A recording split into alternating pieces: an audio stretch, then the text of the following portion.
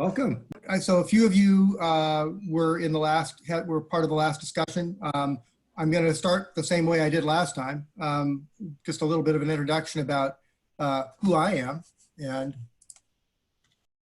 how I got here. So I'm just a kid who dreamed of flying like a bird ever since I was little, and that's not too unusual. But when I was 13, I actually tried to. Actually, I built my first wing when I was in the 4th grade as an independent class project. Bought my first real hang glider in the 6th grade when I was 13. And after 28 bucks worth of lessons, I pretty much taught myself to fly.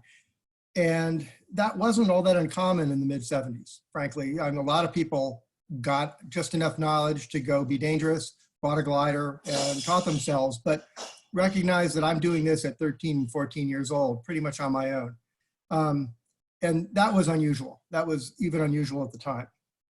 I resisted the rating system for as long as I could, thinking this sport is all about freedom and we don't need ratings and we don't need restrictions. But I came around, eventually got a summer job at a hang gliding shop while I was in high school, where I met a young lady and helped her pick out the colors of her very first glider.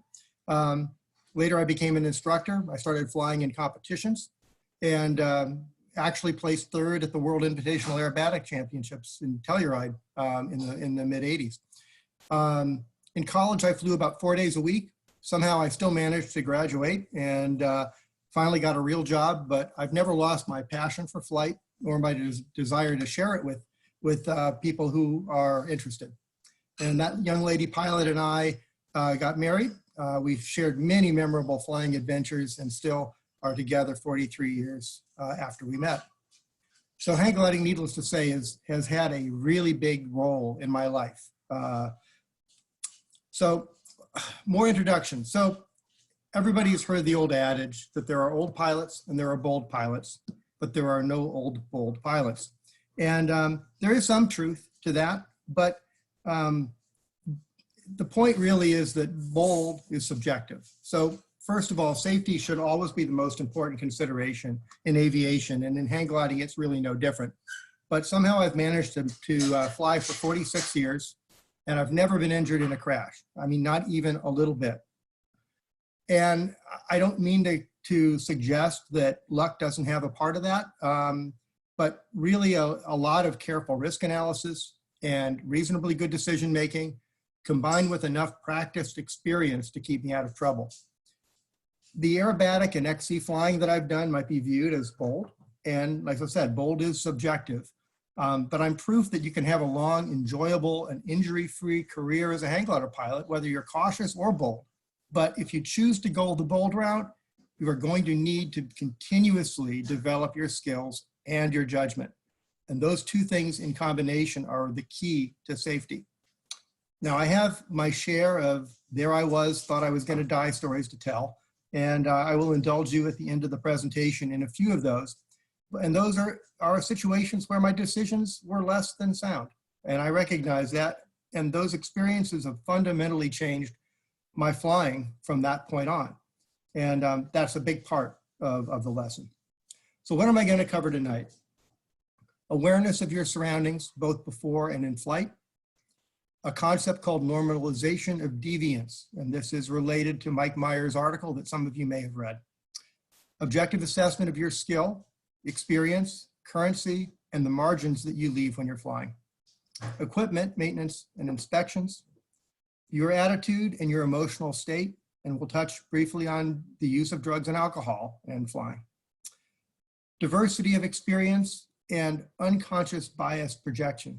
This might not be very clear in this agenda, but I'll try to make it clear when we get to the slides. Emergency preparedness, and then things that you should really worry about in hang gliding. So starting with awareness. When you're setting up your glider is when it should start. Be aware of how the early flyers are doing. Are they getting thrown around? Are they having trouble penetrating? Are they sinking out? What are the cycles doing? The cycles meaning the timing of the thermals. How strong does the wind build? How long does it subside? Because when you come up to launch, you're going to want to be able to launch at the prime moment. If indeed the conditions are good for flying. And if they're not good for flying, you should start being aware of that during your setup.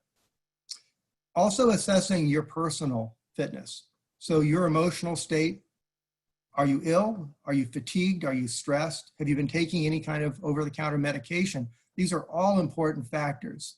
And Tim, when you were describing your long day up on the hill, it reminds me of a long day I spent up sitting in the fog on a mountain once, waiting to clear, not eating, getting cold, and then around 4:30 the fog lifted, and I flew anyway, and it was a mistake because I was absolutely exhausted and I was not ready to fly, emotionally, mentally. Once you're in flight, don't become overly focused on one thing. You have to recognize signs of danger. Signs of danger in yourself, signs of danger in your surroundings. And it's about looking around and taking note of observations that don't fit your model. If I don't understand something while I'm flying, about the weather, for example, how things are developing, I prefer to watch it play out from the LZ with a cold drink in my hand, rather than discover what's going to happen while I'm up there. And a couple of anecdotes. This is a long time ago. I was down at Westlake. I happened to be flying with instruments, which I usually don't do on the coast. And all day long, I'd been getting to about 950 feet. Every time I'd fly it over the ocean, I'd do some aerobatics, I'd come back in, I'd get back up to 950 feet. And that's pretty high. It's a pretty nice day. And there was a whole bunch of us down there. And suddenly I looked over at the altimeter and I was at 850 feet. And nothing noticeably had changed. I didn't see any, weird lines on the water or anything unusual. And then I was at 750 feet. And I said, I don't know what's going on here. I'm going to just go ahead and fly back to Funston. And I think one other pilot said, I don't know why Tom is leaving, but I'm going to leave too. And we both glided back to Funston and we landed in almost no wind. And we watched about 8 gliders land on the beach because they weren't paying attention. And by the time they noticed that they weren't as high, it was too late for them to make it back. Another example, then this is actually a famous example of something that has been referred to as the glass off from hell. And this is a very unusual day in Lakeview, Oregon. A bunch of us had launched late in the evening, and we were all up between 10 and 12,000 feet, having just a marvelous time in very, very smooth, buoyant air. And my wife and I are both are flying our separate gliders. We had radios on, and I noticed about 10 miles, 15 miles to the north, a huge cloud of dust blowing up off of a dry lake bed, coming from a direction that made no sense to me. I radioed my wife and I said, we should get down.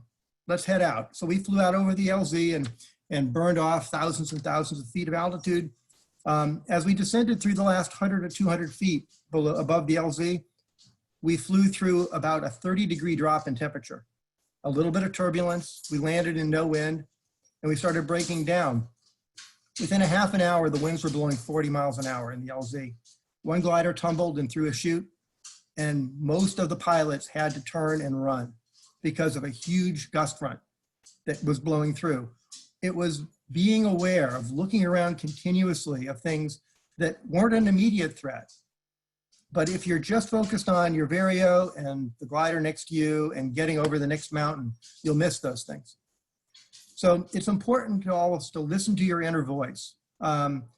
There's pilots whose inner voice is always talking, and it can get in the way of their enjoying hang gliding. But it's a real mistake when something is just not right and you can't put your finger on it to ignore that. So use your intellect to decide your actions, but do not ignore the inner voice because it's very important. And finally, don't assess your safety based on the behavior of others. And this is not clear, just the words aren't clear, but I'll give you an example. You're thermaling up and you look up above you and there's this big, black, scary looking cloud. And you're thinking, that is scary. I am concerned that I am getting too close to this cloud, that I'm not going to be able to get away. And then you notice somebody 1,000 feet above you. a little speck up there and you go, oh, well, maybe it's okay because, I mean, look where he is. Well, all you've done is recognize that somebody else is frankly more fucked than you are. Just because you have 1,000 feet extra height does not mean you're safe. And the same thing is true. I've looked down thousands of feet. When I was worried about how high I was making it to an LZ, and I've looked thousands of feet below me and seen gliders below me, and it's very easy to think, oh, I must be okay because look where they are. But don't fall for that. If you don't feel like you're in a safe position, put yourself in a safe position because there's always somebody crazier than you to fly in hang gliding.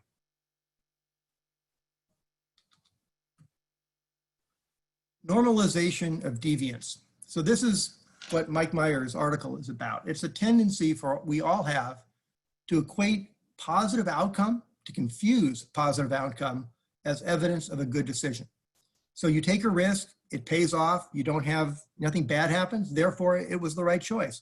Well, if you keep doing that same risky thing over and over and over again, sooner or later you'll lose. And that is just the statistics. So here are some examples of normalization of deviance. Some of these are a little contrived and I apologize for that. But if I never bother I never bother to pre-flight anymore because I've never found anything wrong. It's just a waste of time. Or I can drift downwind with this thermal and still make it back to the ridge because every time I've done that before, I've made it back. I always find a thermal halfway across that unlandable part of my XC route. I mean, it will be there. Or if the fog fills in below me, I'm sure I'll be able to find a hole to get through. I don't need to do a hang check. You'd have to be an idiot to forget to clip in. I mean, we've all heard these things. The question really is, what is the likely outcome if it all goes sideways? If you are wrong about about this experience, what is the consequence? So this is all about understanding your margins, the margins you leave in flying. Margin is how much room for imperfection you leave when you're flying. It's a balance between the choices that you're making, your skill and experience and currency, and all of those things together, it's dynamic. If you don't fly for a week or a month or 6 months and you're no longer current, then that balance between your choices and I'll call it your skill or your capabilities account gets out of whack. And how often you fly does impact your risk. So if you don't fly at all, zero risk, right? But that's not a very fun way to live. If you fly really frequently, you have high exposure. I mean, every day you go out is another opportunity for something to go wrong, but your skill and your currency are both going to be high and they help compensate. However, if you fly infrequently, your exposure is low, but your currency is lacking. So where is that minimum risk point? Well, aside from don't fly at all. And that is a hard one, but obviously the goal is to have a huge reserve of experience and skill, yet still make conservative and cautious choices. And it comes down to listening to your inner voice. And if it's not your inner voice that's going to talk to you, your subconscious, well then do it consciously. Ask yourself, how do I feel when I was driving to the site today? You know, was I hitting the dots on the median, or was I on it? Your coordination, even driving out to the site, is a clue to how good you are going to be able to fly that day. Any uncontrolled variable erodes your margin. So that means limit your exposure by introducing only one new variable on any flight. If you're flying a new glider, only fly it at a familiar site. If you're going to try to go XC for the first time, for God's sakes, do it on your familiar glider from a familiar site. These are the kinds I mean, this rule of never doing two new things at once is one we all should live by. The best pilots are confident and decisive, but fully aware of their fallibility. So they always try to have a plan B. And this kind of goes in a way against the Top Gun fighter pilot kind of image where You know, it's the cocky bravado and the overconfidence portrayed in the films. But real fighter pilots are some of the most humble and self-effacing people you'll know. And it's sometimes shocking how they recognize formally how much they don't know and how much their decisions are going to impact their survival. They debrief very, very rigorously. They're very hard on themselves. And it's because they really recognize they need to continue to improve to survive. Now, taking risks, there's different kinds of risks. There's risks of inconvenience and there's risks of injury. And I encourage people to take some risks of inconvenience. If it's not blowing perfect at Funston, if it's a little bit light and you might land on the beach, if there's beach, what's the worst thing that can happen? Well, you have to walk up. And that's a risk of inconvenience, but it isn't a risk of injury. So try going to Westlake someday when it's light. If you see somebody who you know is skilled, make it. If you have to walk back, yeah, it's hard, but you learn something. You learn where your limits are. That's very, very different than risk of injury though. And obviously you shouldn't be taking chances that can result in injury if you make the wrong choice. I'll also say that there's a difference between inconvenience to you and inconvenience to everyone else. You need to own your choices and you need not to be a jerk. I'll tell you a story here. About 5 of us launched from a mountain in the desert and we all headed off XC together and we all flew 45, 50 miles. And in the last few miles, we all stayed together. In the last few miles, one of the guys' radio started getting kind of cutting in and cutting out. The first couple of pilots landed in a field right next to the road. I think I still had a couple thousand feet high, but I spiraled down and landed with them. The last guy whose radio was cutting out decided to fly 4 miles further because he had height over a ridge. We ended up driving 80 miles to try and find him in the desert with no radio, no GPS locator. It's dark, it's cold, he doesn't have the equipment. That's just being a jerk. So when you decide to inconvenience yourself, more power to you, but be prepared to save yourself. I mean, you don't want to do that to your hang gliding buddies, please. Okay, about understanding your margin. So how do you objectively assess if you're allowing sufficient margin? So questions you need to ask: how frequently are you uncertain in flight, even for a moment, if things are going to be okay? Have other pilots expressed concern over something they've witnessed you do? And that alone isn't damning. Just to be clear, there are pilots who have really distorted senses of what is okay and what is not. But if you hear people repeatedly asking or expressing concern, then you should be doing some introspection. Do you make allowances when you haven't been out for a while? Or are you flying, or when you're trying something brand new? Do you give yourself a little extra room? Do you back off a little bit? And how often do you find yourself thinking, wow, this had better work, or I'm in trouble? So Mike Meyer from Will's Wing suggests that one way of evaluating your judgment and your margins is to establish performance goals with a very, very generous margin, but make it quantitative. For example, I want to get to the LZ with 800 feet. And if you come in at 790 feet, you have failed. This allows you to evaluate your ability to judge and to do so consistently. So if you misjudge a little, take note and adjust until you are able to accurately predict, do I have this or don't I? But do it in a way that does not leave you injured if you fail. Frank Borman from the Apollo 8 mission, an astronaut, said, a superior pilot uses his superior judgment to avoid situations which require the use of his superior skill. And my apologies to the ladies out here, this was in the 60s. We would use different words today, but the point is that safety is about the balance between judgment and skill. And you can push the limits more if you have that excess skill and experience, but a good pilot still leaves a broad margin.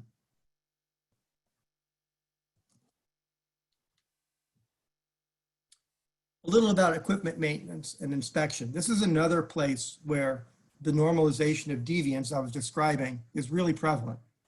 A lot of people really don't pre-flight their equipment as carefully as they should. And if they pre-flight their gliders, sometimes they don't pre-flight their harnesses or other gear. So some questions. Are you able to sense the subtle differences when you set up your glider?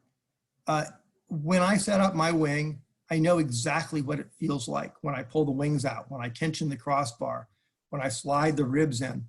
And if it doesn't feel exactly right, I find out why. And oftentimes it's a VG cord wrapped around a buoy, or there's something caught or stuck. And frankly, if you force it, you're likely to do serious damage to your glider. So getting that, flying often enough so you build that sense is really, really important. When you do your pre-flight check of your glider, don't forget your harness and your accessories, your Vario, your radios, your GPS, and beware of distractions while you're setting up, because those distractions are the things that break your process. Especially true of clipping in.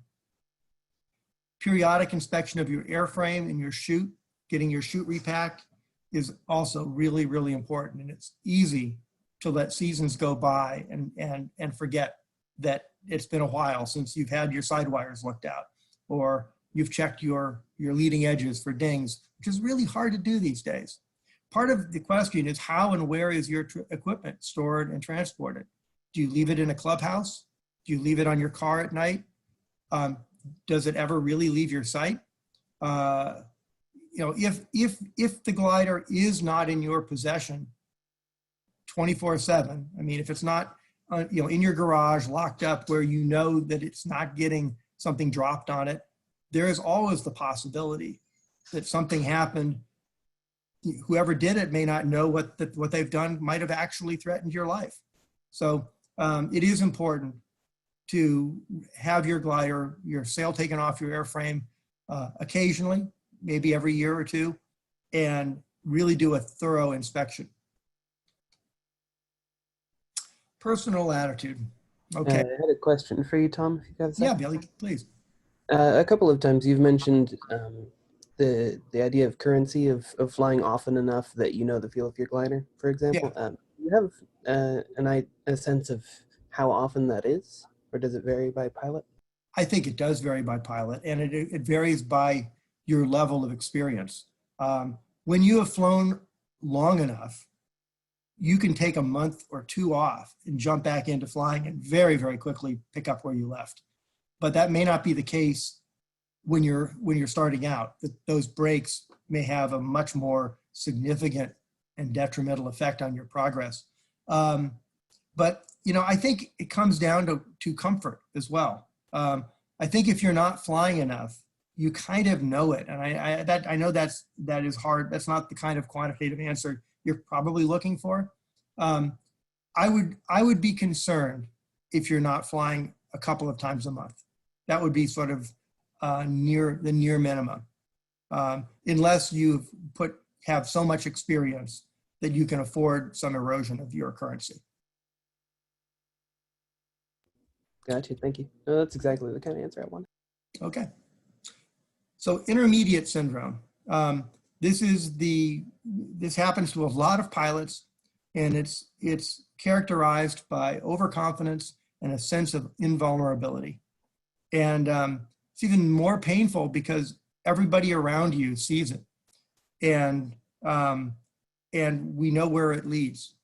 So it is very hard. The only way I know to address it is either to get the what's scared out of you, or to do it intellectually, to recognize it and to actually pay attention to the people that are providing you feedback. So taking criticism and advice from senior pilots with grace is very, very important skill to build. And again, I don't want to suggest that every suggestion that a senior pilot makes is a good one. Because as I said in my last talk, there's plenty of people who are willing to offer free advice, and it's about worth what you pay for it. That being said, if there is a consistent pattern, let me put it this way, unless you have a good reason, a really compelling reason to ignore it, like you talk to a trusted instructor and he says, oh yeah, that guy, he says that to everyone. It's hard to find a good example, but there is a message there, because, even going back to a few slides earlier when I was talking about if how often in flight do you ask yourself, is this going to come out okay? I can tell you that there are pilots who never feel that way. Every time they fly, they know, they may be deluding themselves, but they believe that they've got this. And that is the mark of a pilot who is not going beyond their limits. I mean, got to make sure that it's not just hubris, but you understand where I'm going. I don't remember the last time that I was scared hang gliding. Continuous improvement. So always perfecting your flying, but recognizing you will never be perfect. And we have a number of people in our community now that are great examples of really, really working to be better and better and better all the time. And it should never change. Even after you have all your hang ratings, you should continue to practice your spot landings and your speed flying and your precision and whatever you think the next thing to advance is, because this is how you build this reserve of skill that you may have to be called upon to use it at some point. Is it okay to break it down tube occasionally? Well, I hate to say it's okay, because I don't think it is. You should never accept breaking a down tube as just a part of the sport. Recognize that it's an indication of some shortcoming. Now, frankly, if you're flying in big conditions, it is likely to happen at some point. And it's not necessarily a reflection of lack of skill, but did you really want to fly in those conditions? Did you misjudge how rough and rowdy it was going to be? And a broken down tube and a concussion or worse, the difference is luck. I mean, you may break a bunch of down tubes and then one day you're just not so lucky. There's a rock there.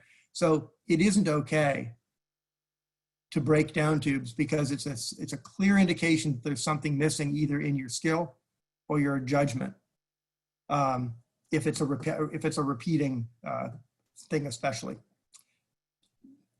From an emotional standpoint, do you ever find yourself making an excuse not to fly? You should ask yourself, if I don't want to fly, why am I even here?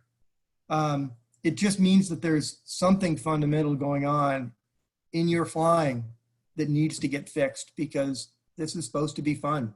And either you're doing it because you're feeling pressured, or from your peer group, or your partner, or whatever the situation is. Time for some introspection if you find yourself not wanting to fly but being out there on the hill anyway. Do you sometimes compare yourself to the other pilots that you began with and say, gee, how come he's already a hang 3 and I'm still working on my hang 2? Yeah, it's natural to compare yourself to other people, but recognize we all progress at our same rate, and you really are, the only way you are going to stay happy in hang gliding is to stay in your comfort zone at the point where you're still learning and still growing, but not getting to the point where you're not having fun anymore. So what is the appropriate level of anxiousness? I think it's absolutely normal to have butterflies, but it doesn't mean that you can't handle the situation. So how do you know if your anxiety is healthy or if it's getting in the way of learning and enjoyment? I mean, if you show up at Glacier Point after you get your hang 4 and you stand on that rock and you don't have butterflies, there's something broken with you, because even though it is a it's a launch a Hang 2 could do, and there's no thermals and it's still air, it's easy, you're going to be nervous. And that is absolutely natural. But the question is it interfering with your ability to enjoy the sport? Alcohol, recreational drugs, and aviation. The FAA says alcohol level of 0.04%, 8 hours from the time you take a drink to the time you get in an airplane. That's for pilots. We're pilots. So, I don't want to get preachy about this, but frankly, a time for the beer is after you land. If you want to light up, do it after you fly. But mixing this with hang gliding is really a bad idea. You need every ounce of reaction time and good judgment to do this sport safely. All right, moving on. Role models, versatility, and unconscious bias projection. I talked a little about picking your role models in the last talk. I want to point out that everyone has opinions and has biases, and we need to be conscious, whether we're students or instructors, about projecting our biases onto others. There was some talk today online about a club. Now, I won't go into details, but in the 80s, I was part of that club myself. I was already a master rated pilot, already was flying at world competition level, so I wasn't really active in the club, but the club only flew at one flying site. It's called Dillon Beach. It was a big sand dune. And the reason that they never went beyond that sand dune was because their instructor had never gone beyond that sand dune. And the club really didn't produce pilots back then. Now, that has changed. They have some very skilled pilots as part of the club now, and now they go to the Owens Valley and they go other places that are, frankly, scare the crap out of me. But the point I'm trying to make is that we as instructors can't help but project some of our opinions onto our students. So some examples are pilots that are inland pilots saying, real pilots foot launch from mountains, and ridge flying at the coast, that's boring. Those guys at Funston, they're all cliquish. They can't do no wind launches. Well, that might be true. But the point is that they badmouth the other guys, and their students come away, they come off of the training hill thinking, yeah, I don't want to be one of those Funston guys. The same thing happens at Funston. Inland flying, man, that's sketchy. Thermals can flip upside down, landing at high altitude and light wind. I mean, that's really sketchy. And so there's the ridge rats who learn on the coast and have no interest in ever flying anywhere but the coast. And I'm not saying that that is wrong, but there's a possibility that they're missing out. At Levin is never soarable, not worth the drive up the hill. Towing, that's cheating. I had to hike up the hill for my spots. So why is it they can just tow up and keep doing them until they get 3 in a row? So this is about pilot versatility. And a versatile pilot can fly many conditions, many different sites, and they'll do well no matter where they go. So they possess the greatest skill and the greatest experience reserves. But frankly, they're the most likely to need to use those skills and draw on them. And that may be what you aspire to, it might not be. So what I guess I'm trying to get to here is be open-minded about your own aspirations and be open-minded about your peers' aspirations. There's many different ways to enjoy hang gliding. It's okay to only like one kind of site if you're having fun and you're safe. If you want your friends to continue to enjoy flying, tell them about your great flights wherever you go, but celebrate the path that they're on and recognize that it's also just as valid as your path. Make your own informed. You messed everything up. What's that, Richard?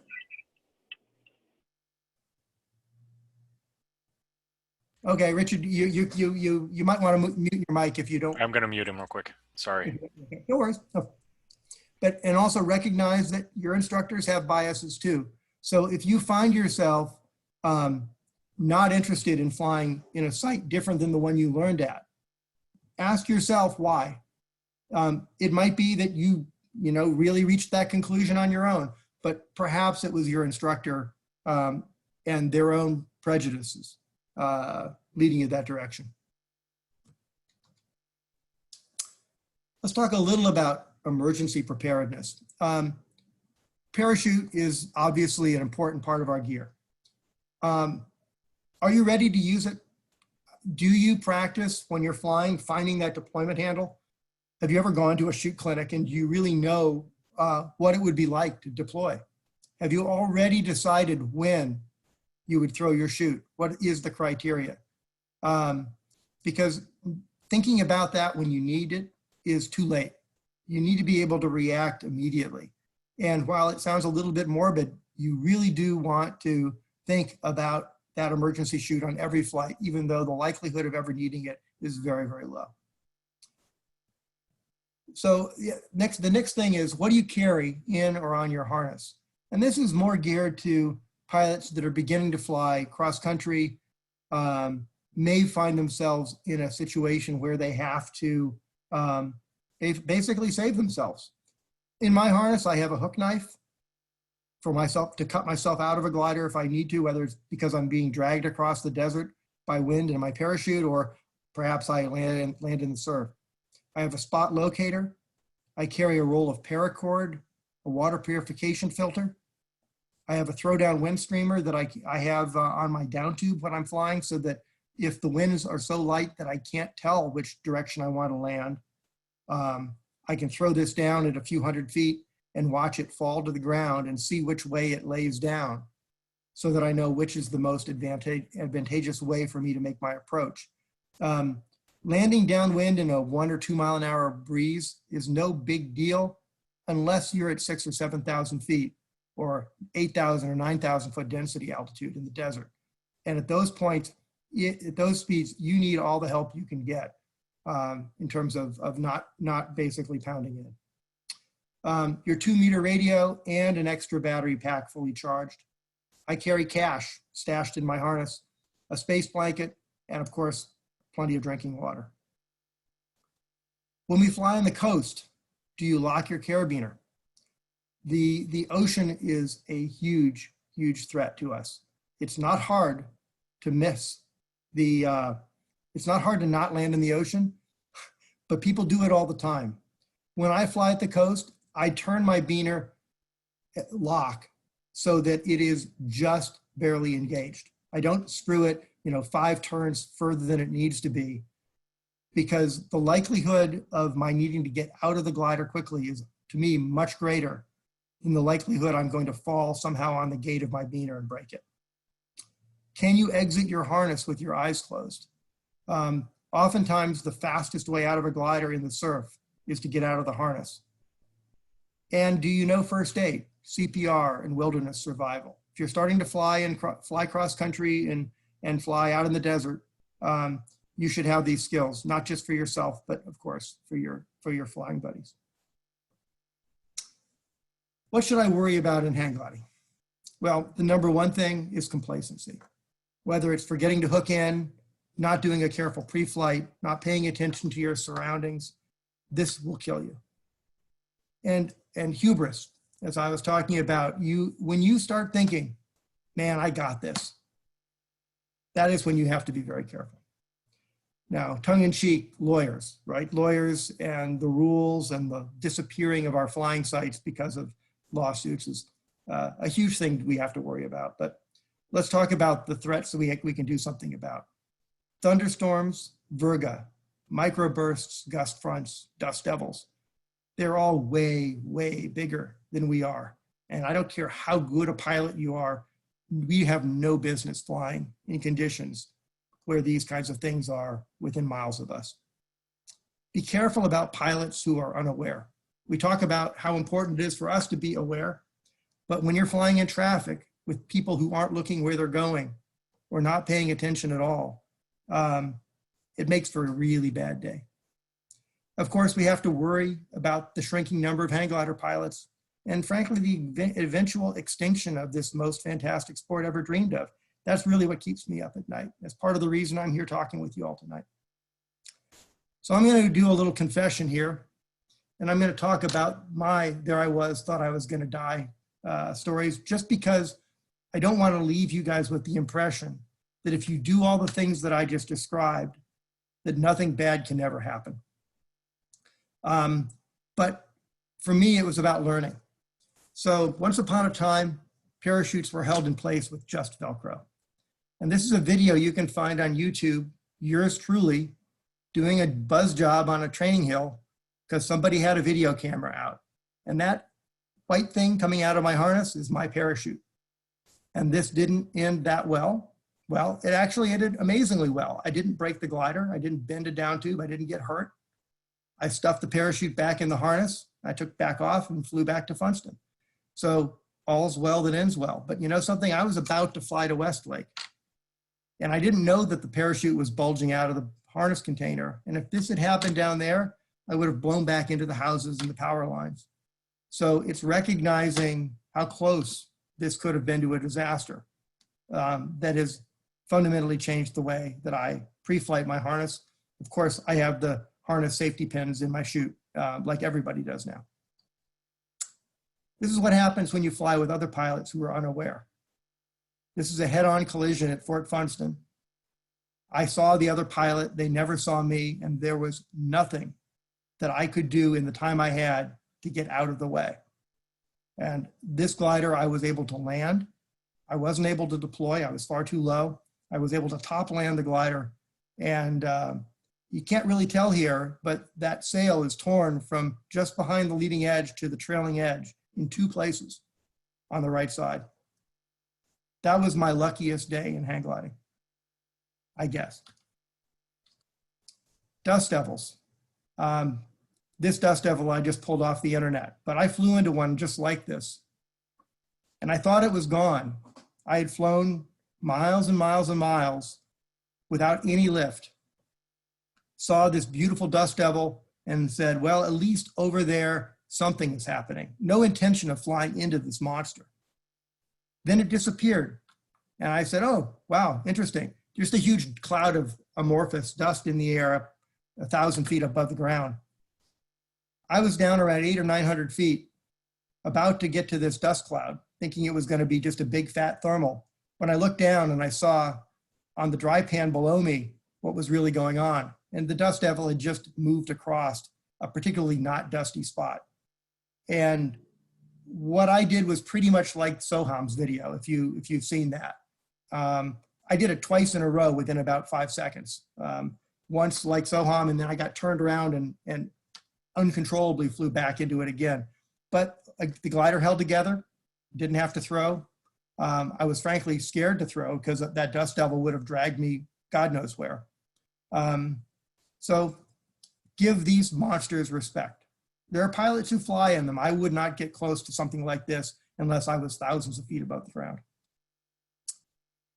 So in this picture here, you see this cloud up here? I don't know if you can see this cloud, but if you look at the mountainside, the hillsides here, you can see there's a little bit of rain falling. There were gliders way above me. There was gliders way closer to this. This was another example of judging what was safe based on what other people were doing. This gust front that came from that virga, which is rain that falls from a cloud and evaporates as it falls, was among the scariest moments I've had in hang gliding. I just happened to have my camera on. Unfortunately, the SIM card ran out just before it got really interesting. And I have a couple other examples. I was towing up in the middle of the winter out at Tracy Airport. We were truck towing. Hadn't flown for 3 months. Didn't alter my flying style at all. Showing off, absolutely. Tried to do a very flamboyant, high-speed, low-altitude approach where I dove from hundreds of feet right into ground effect. Flew into the ground. I misjudged my pullout and I hit the ground doing 50 or 60 miles an hour. And I don't know how I survived. I don't know how I didn't even damage the glider. I let go at the right time. I flew again that afternoon and I was sore the next day, but that was it. So I've had my share of close calls. I look back on 47 years of flying and I think of myself as extremely fortunate to have not ever been injured. It's partly because I've practiced. It's partly because I've been lucky. So I don't want to make, I don't want to imply that hang gliding is like walking, like riding a bike or walking across the street. It has some fundamental risks associated with it. Maybe that's partly why we enjoy it. I don't know. But I think if you take some of these suggestions to heart, your chances of also having a really, really long hang gliding career are pretty good. I think that's it for me. Okay, no, I was just saying thank you for your time again. It's great talk. I'm interested in knowing about your throw streamer. Yeah. I've heard about them, but I've never used one. And in going cross country, I feel like sometimes I would love to have one. So how do you make it and how does it work? I just get a piece of like, what do you call it? It's like bright orange plastic tape. Streamer tape. Streamer tape, yeah. You see it tied to stakes when they do building stuff. And I pull out maybe 15, 20 feet of it. And to one end, I'll take a quarter or a coin and I'll just tape it so that there's a heavy end.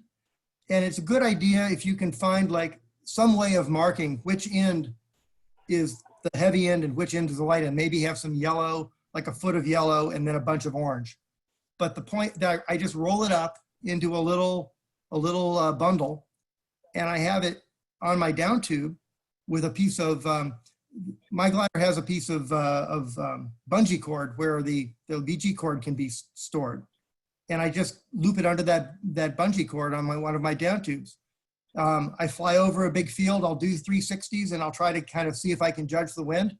And if I feel like I really can't figure out which way it's drifting, then I'll throw that down and it will immediately go behind you. I mean, you fly past it, of course. So you have to keep your eye on it as it falls because you want to watch it hit the ground. And so you let it go and you immediately roll into a big circle and you just do 360s around it as it falls. And if you weight it properly, it will beat you to the ground by a few minutes and still give you enough height after it hits the ground and lays down, the coin is going to hit the ground and stop. And the tail, as it falls, is either going to fall into a big lump, meaning there's no wind, or the tail is going to blow downwind, in which case you want to land from the tail toward the coin. And one last question would be, how high do you throw it? Basically at around 500 feet. So you be so high that you're going to lose sight of it, but you don't want to be so low that you don't have time to adjust your approach. Right. What you learn, right? Okay. Well, thank you very much, Tom. Yeah, you bet. And by the more weight you put on it, the sooner it'll get to the ground and the more time you'll have. So sometimes a couple of quarters, masking tape to one end. Right. Okay. What you need to do. Great. Thank you. Of course. Raymond, you wanted to go? Yeah, hi. Thanks again for the awesome talk.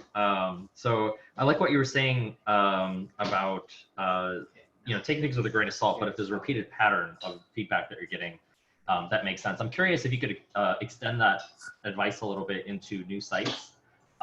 So you're, so I'm a hang two, excited to start to go to new sites. Of course, you're going to have a mentor and instructor with you to learn about the new sites, but of course, I'm also gathering more information about, what are the risks of the site, what are the common pitfalls, how do you avoid them from other people that are going to that same site. I'm curious if you have any advice about how to synthesize that information for something you haven't done before, and then B, invariably, when people talk about sites and when things go wrong, they also have like horror stories. And I find personally a little bit hard to figure out what are the best lessons to take away from those stories because, usually it's not the pilot themselves, they're talking about somebody else, and they're speculating on like what went wrong and things like that. And yeah, I'm just curious if we could talk about some of that. Right.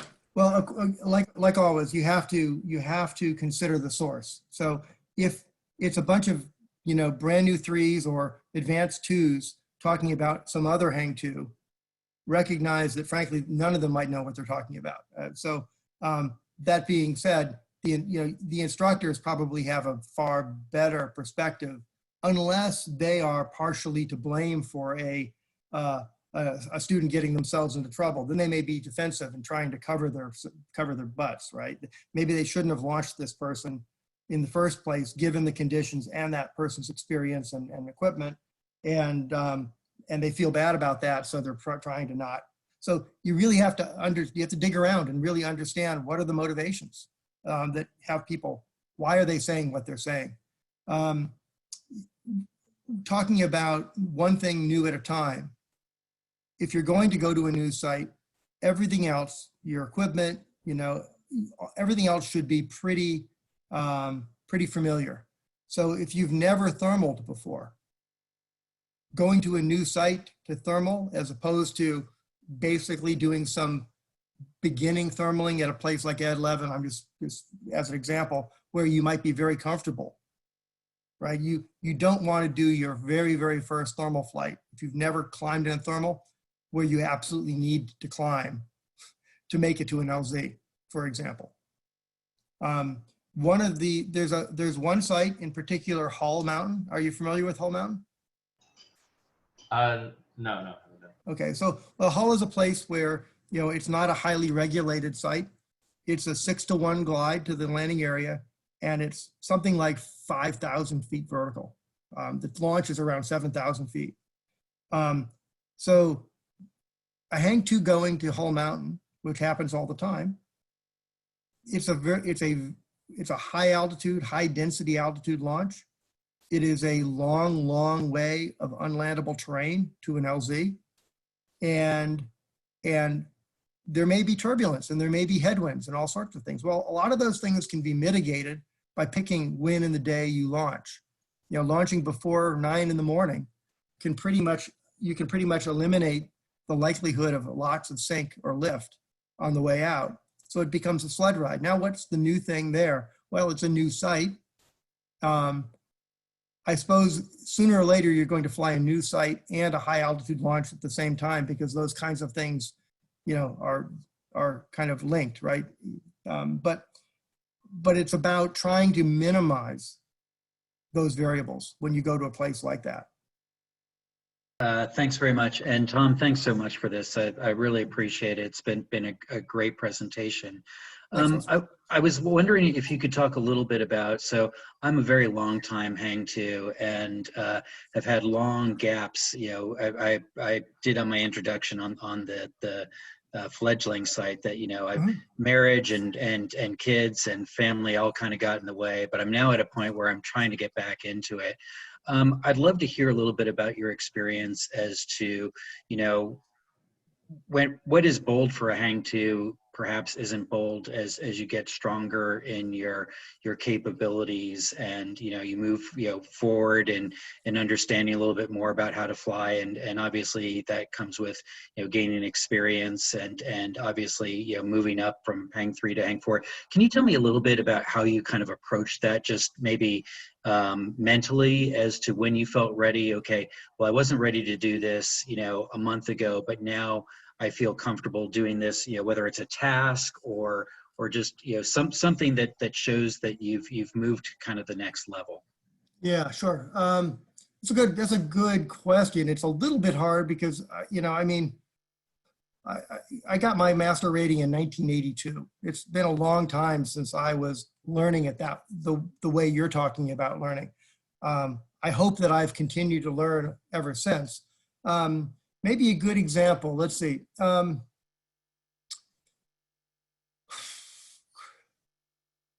trying to find something that would be really relevant where you are. What kind of thermaling have you done so far, Chris? So I've pretty limited. I mean, I've done towing down at Tres Pinos. I've done about an hour-long flight up at Hull. That was kind of my best experience there, and the occasional Ed 11 top launch where I've gotten a little bit of air. Yeah. So this is just kind of pulling out of the air, but at Hull, You're flying a single surface or a double surface now? Kind of a double surface. It's an Eagle, so Okay. partially double surfaced. Right. Not the highest performance double surface, but better than Falcon perhaps. So Correct. if you're flying a single surface or a low performance double surface, you were probably told that if you're not climbing or not well above takeoff, you should be heading toward the lake. Mm-hmm.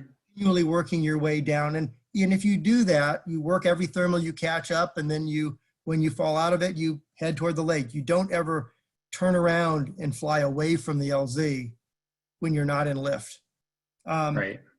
At some point, after you've climbed up and you have a sense for how numerous and abundant the thermals are and how well you are able to get into those, at some point you break that rule. You know that you've just climbed 1,000 feet and you can afford to go back a mile toward launch and start that last mile, and redo that last mile you did. And you'll get back there and you'll catch another thermal and you'll go up another 1,000 feet and you can go back deeper. What you don't want to do, of course, is find yourself, below the line that would go the straight line from launch to the LZ. You don't want to be in that triangle. Mm-hmm. Down. But as long as you're above that line, you're good. But I wouldn't tell you that on your first flights at Hull. I'd wait for you to demonstrate that you're able to climb, you're able to leave plenty of room behind, from the ridge. The horror stories you hear at Hull are the new pilots who take the thermal deep, drift behind the ridge, get themselves back in a canyon, and there's no way for them other than climbing up through a new thermal to get back toward the LZ. And so, we really want to make sure that you first have this sort of hard and fast rule so that you'll have a bunch of good flights under your belt. But once you are capable of climbing and not falling out of the lift and can remain aware of where you are relative to that imaginary straight line from the launch to the LZ in altitude, then yeah, you could start to be more aggressive about exploring. Super helpful. Thank you. Yeah. Hey, Tom, I have a question. So you're talking about expanding capabilities. What kind of practice should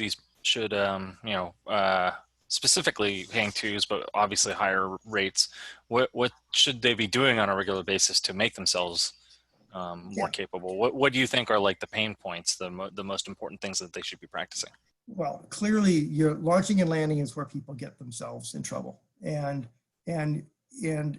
Takeo, you're one of the most impressive examples of somebody who just practices and practices and practices. And it really shows. You and Masao as well.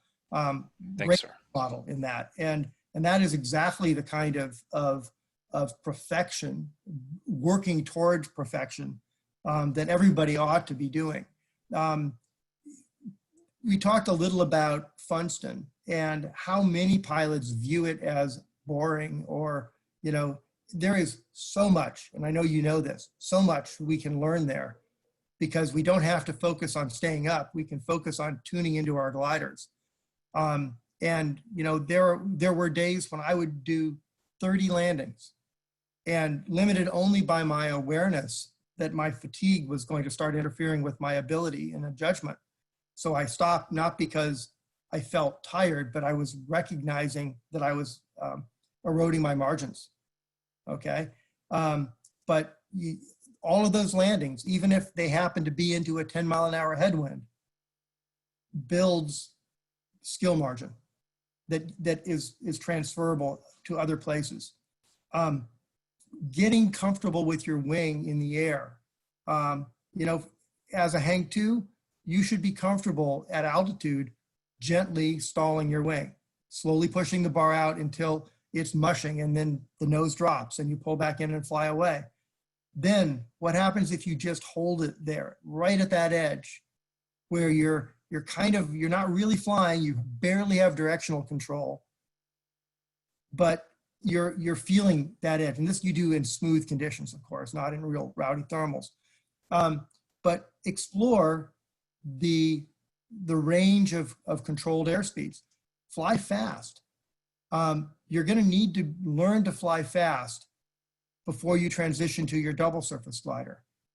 It's easier to fly a single surface glider as fast as it will go than it is to fly a double surface glider as fast as it goes. So explore that end of the spectrum. How quickly can you roll from a 45-degree right turn into a 45-degree left turn?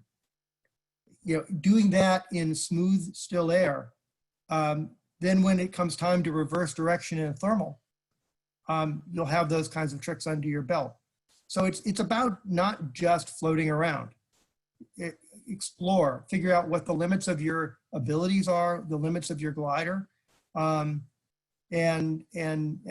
fly enough to get the timing down. Just one other comment, that there is no substitute for consistent experience. And through most of my flying career, I would fly through the spring, the summer, and into fall, and then the winds would kind of go to crap. And my winters were very, very hit or miss. And I had gotten to a level in my flying, I was flying competitions and things were good.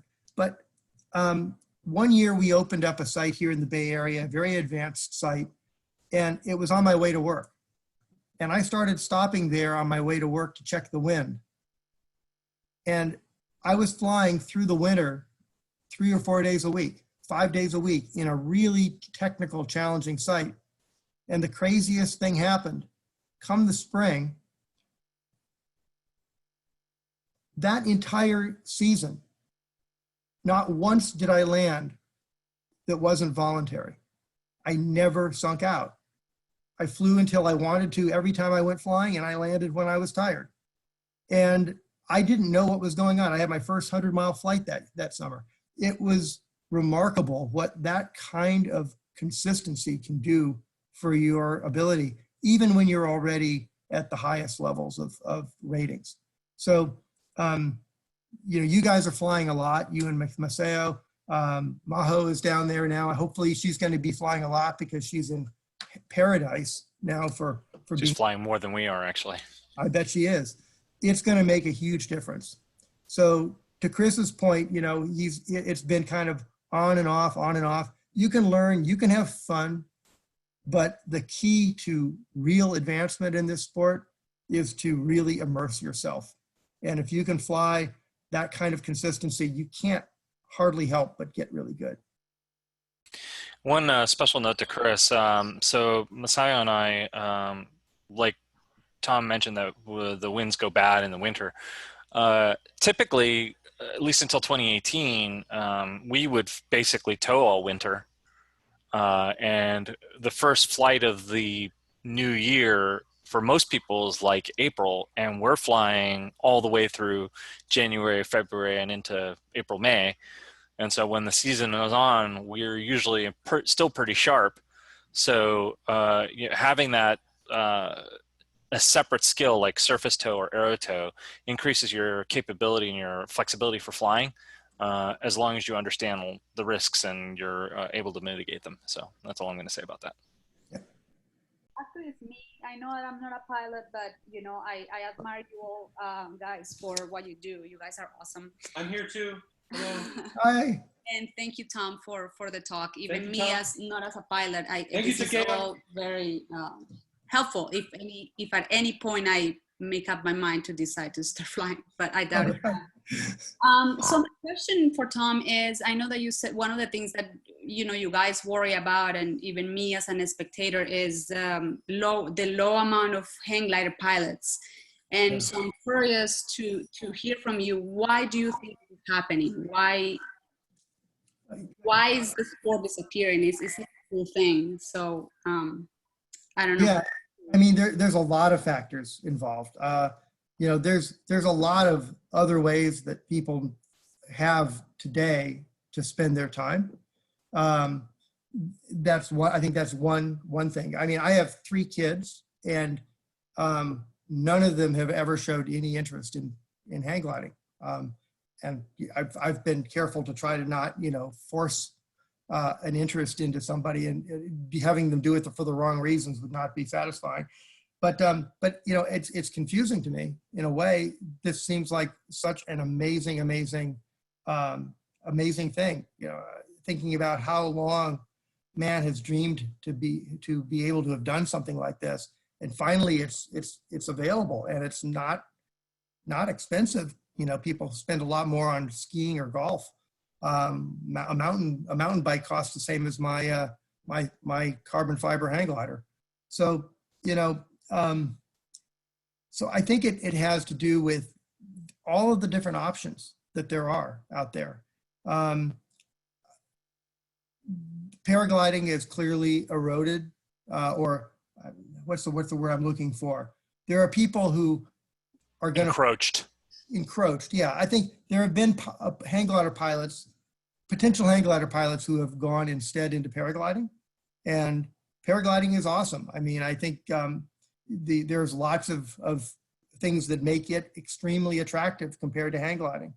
But that being said, there's a reason I don't fly paragliders, and I prefer hang gliders too. So, yeah, there's a lot of factors.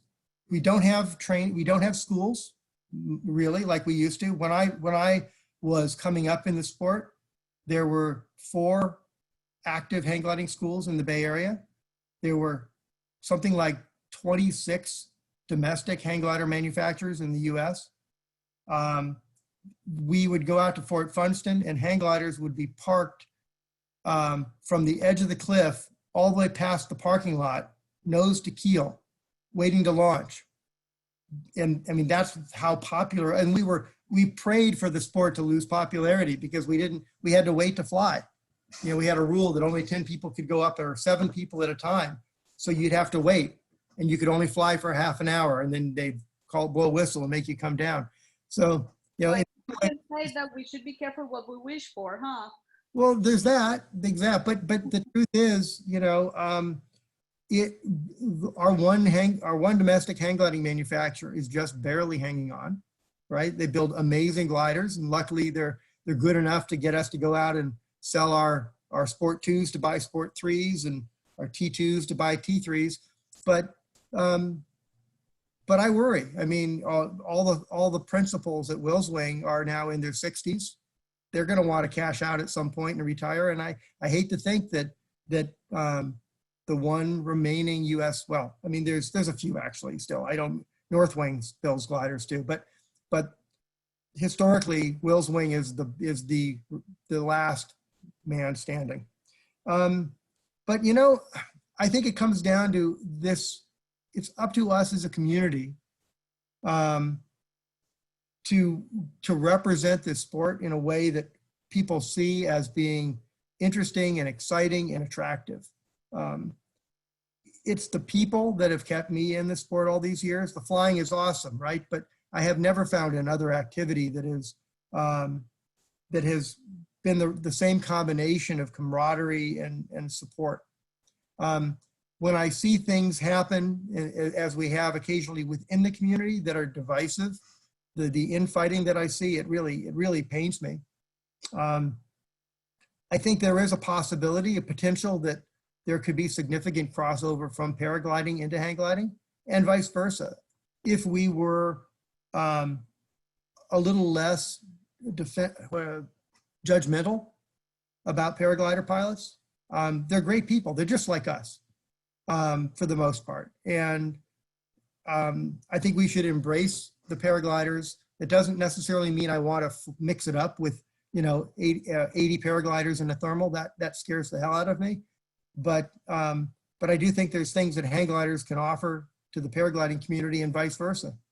So one thing we could do is make an effort to educate paragliders and be open to becoming educated about paragliding in the hang gliding community, to kind of build some of those ties, because that's a huge pool of people who share, you know, a common mindset, that are just really prime to make it to become bilingual. Thank you, Tom. You're welcome. So if I want to add a note along those lines, you know, the local effort really has been to make more pilots, and then really keep the ones that we make. Yeah. And that's sort of been like an ongoing effort, an ongoing theme. Yeah. And I'm actually going to put it on everybody that you all have a piece of it, that if you want to keep this going, that even if you pick up only a little piece of it and run with it, I'm going to charge everyone to do that, because if we don't, if our manufacturers go out of business, we're kind of out right there. But the other one is that, if people are leaving for other than the reasons that they physically can't fly, we should try and address and beat those problems. I think we've gone a long way towards sort of building the lower end of the community in terms of the junior pilots. And if we have a good junior pilot community, that leads to a good intermediate pilot community, which leads to a good advanced pilot community. So I'm asking everybody to do their part in that regard. This is part of the reason why in my talk today I emphasized that there are lots of ways of getting enjoyment out of hang gliding, and it's the enjoyment that keeps people engaged. And when people feel stressed and pushed beyond their comfort zone and compelled to keep up with their friends, is when pilots leave. And so while I encourage people to practice and get better and strive for better, I want people to be happy with whatever level of competence and involvement that they are at. So it's an interesting dichotomy. Yeah, definitely. It's like I do make it a point to somebody who I knew was thinking about moving up to a double surface glider, and I was like, if you fly a single surface your whole career, which quite a few pilots do, it's like, well, you're still a hang glider pilot, right? Right. So I mean, nobody should feel compelled that they need to move up in gear just for the sake of moving up. If they're happy with what they have, then it should be fine. Yeah, exactly. Okay. Are there any other questions at the last moment? No, I'm not seeing any. Okay. Tom, once again, thank you very much for your time.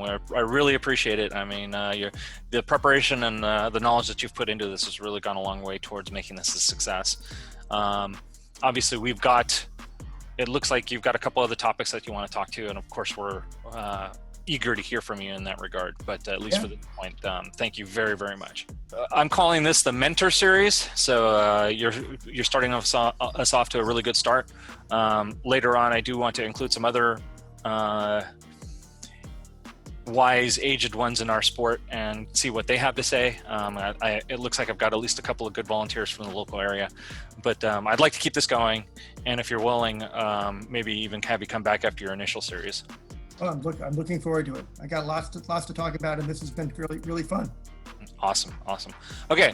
Thanks, everybody. Thanks, Tom. And we will see everybody next time. All right. That's good. Thanks. Thank you guys. Thanks, Tom. Thanks to Kat. Thanks so much.